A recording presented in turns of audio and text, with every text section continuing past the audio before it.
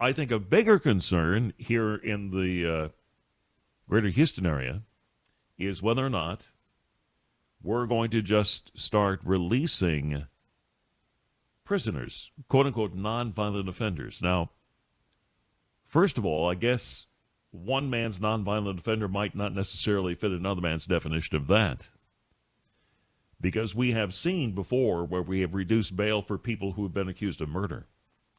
That seems like a pretty violent act. So I'm wondering if that gets covered in this, if that turns out to be the case.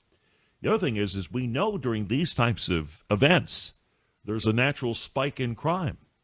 So if we let individuals out that are in jail for burglary or some other offense, might they be in great danger of repeating that offense when they're out? Joining us to talk about it is Ken W. Good. He's a Texas bail attorney and a board member of the Professional Bondsmen of Texas. So, Ken, what are you hearing about what they're likely to do here in Harris County? And there may even be an announcement later today on all this. Well, things are moving very quickly and very fast, and it seems like we're making all the wrong decisions and moving in the wrong areas. I mean, when somebody says that they're afraid that they might catch the coronavirus in the jail and they just get a PR bond even though they've been accused of capital murder, we're moving in the wrong direction. And from what I'm hearing, we're going to get an order today where we're going to start issuing or just releasing certain types of accused people who are accused of felonies. So it's going to get worse before it gets better. All right. Aren't they supposed to be releasing nonviolent offenders? And just to be sure, because maybe I've misread the definition, would the capital murder be considered a violent offense? I'm just Under the curious. Texas Constitution, it would be. In fact, it's the most capital offense under the Texas Constitution. I think we have a lot of fear going on right now, and the fear is taking over, and we're not making logical decisions. And, there's other counties that are moving to make it easier to post a bond, like accepting fax bonds, making it quicker to get them out because they're thinking long term. How are we going to get these people back? How are we going to find them when the private industry does the best job of keeping up with them? And here in Houston, we're just turning to just release them. Well, and we've seen that going on for a while. That's what makes me suspect in all this. This has been going on longer than the coronavirus has been going on. This has been a part of some of the more liberal judges. This has been a part of their MO here in Harris County over the course of the last year, is to increasingly make it easier out of a quote-unquote sense of fairness by saying that people who can't afford their bond, we ought to give them a bond they can afford. That's exactly right. And what we found as a result of that is that the numbers of pending cases in Harris County from the county courts at law have doubled in that time. And so we're getting a huge backlog. And so it's not working. Crime has gone up before the coronavirus. And so what have we done? We've now decided to double and triple down on this same failed philosophy. Where did the philosophy come from? Is the philosophy the honest to goodness misplaced idea that these people will not repeat their crimes while they're out on bond, that we can trust them to behave themselves until they go to trial? Or is this just a group of very liberal judges who evidently is more concerned about criminals than they are concerned about the public at large? Well, I think they found a vulnerable spot in Harris County, and they've really they've taken advantage of it. It started out with, they didn't have certain procedures in place, but the real problem, what everybody is failing to realize is the issue is how do you process large numbers of people to the jail effectively and efficiently? And the problem is a byproduct of that is you don't want to take advantage of poor people. You don't want to forget about them. Well, our friends on the other side have turned the byproduct into the problem. And so the reason why everything has been turned upside down is because they have decided they want to create a system that's fair when they never realized that the problem is how do you process large numbers of people to the jail quickly and cost effectively?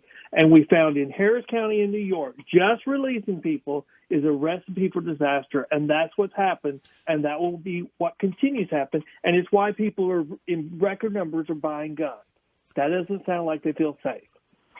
No, and it's not just here where we're at record numbers of people buying guns. This is happening all across the country. Did you see, by the way, Ken, that even the governor of Illinois, and I can't think of a state that has more stringent anti-gun measures than Illinois, even the governor included gun stores and ammunition as part of essential services? That's well, it's incredible, and it's a recognition that we're entering a period of chaos. Because what that says is, if the police and the government cannot protect you, then you should, at the very least, allow the public the ability to protect themselves.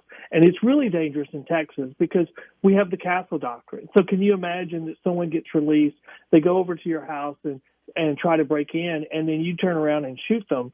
It's a low-level crime, but if the government had done what it should have done, they would have never entered your house. But because of the castle doctrine in Texas, you can't be prosecuted for that because Texas strongly protects property owners' rights to defend their property, much stronger than any other state.